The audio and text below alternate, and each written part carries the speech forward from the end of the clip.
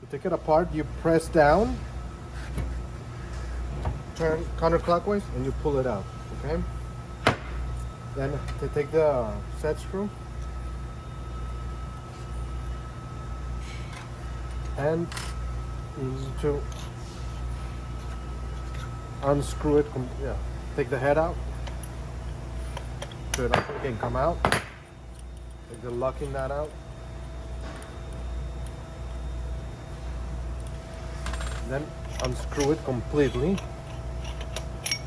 This is your torque graduation, okay? So this is one magnet and the other one is there. So the torque is given by how close those two discs are. To assemble it back, just screw it back in.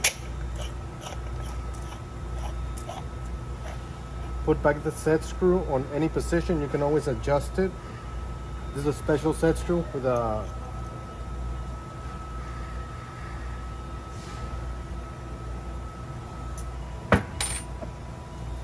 then you align this cam followers with the slot. Push back, and then that's it. Then you can put your head back in. It's ready to go.